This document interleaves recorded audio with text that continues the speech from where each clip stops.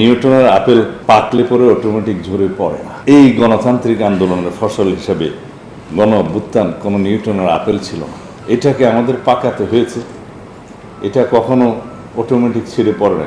দীর্ঘ 17 বছরের ধারাবাহিক আন্দোলনের ফসল হিসেবে আপেলকে, এই আন্দোলনকে, এই গণ অভ্যুত্থানকে আমাদেরকে পেড়ে নিতে হয়েছে। রাজনীতিতে বাল্যশিক্ষা শ্রেণীর ছাত্র হয়ে যদি বিশ্ববিদ্যালয়ের প্রফেসরের মতো আচরণ করে, সেটা ঠিক না। চেতনা বিক্রির রাজনীতি বাংলাদেশে ফেল করেছে 5ই আগস্টের অর্জন। এটা সারা বাংলাদেশের গণতন্ত্রকামী মানুষের আরাধনা ফল, ধারাবাহিক 17 বছরের দীর্ঘ সংগ্রামের ফসল। এটাকে রাজনীতিকীকরণ করা হচ্ছে একটা ভুল পদ্ধতি বা ভুল অভিপ্রায়।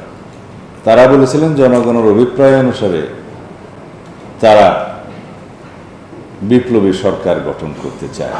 হিটলার যখন নির্বাচিত হয়েছিলেন তখনও সেটা নির্বাচিত সরকার ছিল, কিন্তু হিটলার তো হিটলার হয়ে উঠলেন, তার নির্বাচনের মধ্য দিয়ে নির্বাচিত হিটলার হয়ে উঠলেন এবং সারা পৃথিবীকে ধ্বংস করে দিলেন। তার বিচার হয়েছে, মৃত্যুর পরে তাকে তো আর পাওয়া যায়নি, আত্মহত্যা করেছে। কিন্তু নুরেমবার্গ ট্রাইব্যুনাল তো হয়েছে, সেখানে দলের বিরুদ্ধে বিচার হয়েছে, ব্যক্তির বিরুদ্ধে বিচার হয়েছে। পৃথিবীতে ইতিহাস আছে, নজির আছে। আমরাও আওয়ামী লীগের বিরুদ্ধে বিচারের কথা বলছি। লোডশেডিং কিংবা ঘরের বাইরের তীব্র গরমে ওয়ালটন রিচার্জেবল ফ্যান থাকলে থাকবে শুধু বাতাস আর বাতাস। অনেকে অনেক রকমের বক্তব্য আজকে দিতে পারে, তবে আমাদের মধ্যে একটা ঐক্য থাকতে হবে। এই যে আমরা বিতর্ক করব, আমরা জাতীয় সংসদে বিতর্ক করব, মাঠে ময়দানে রাজনীতি করব, সেটা হবে গণতান্ত্রিক চর্চা। কিন্তু আমরা এমন চর্চা করব না যাতে ফেসিবাদের প্রত্যাবর্তন সহজ হয়।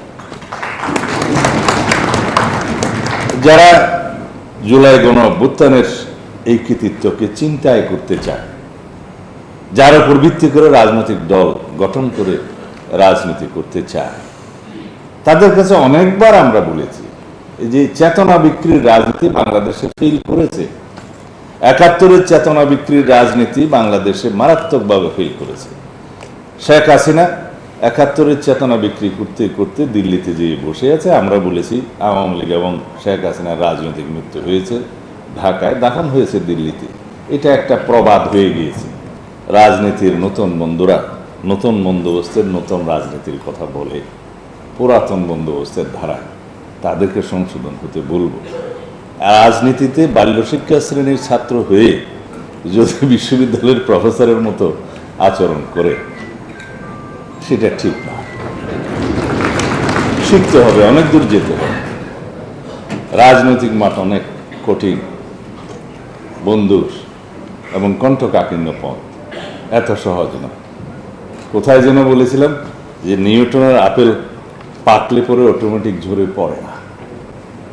এই গণতান্ত্রিক আন্দোলনের ফসল হিসেবে গণ অভ্যুত্থান কোনো নিউটনের আপেল ছিল না, এটাকে আমাদের পাকাতে হয়েছে। এটা কখনো অটোমেটিক ছিঁড়ে পড়ে না।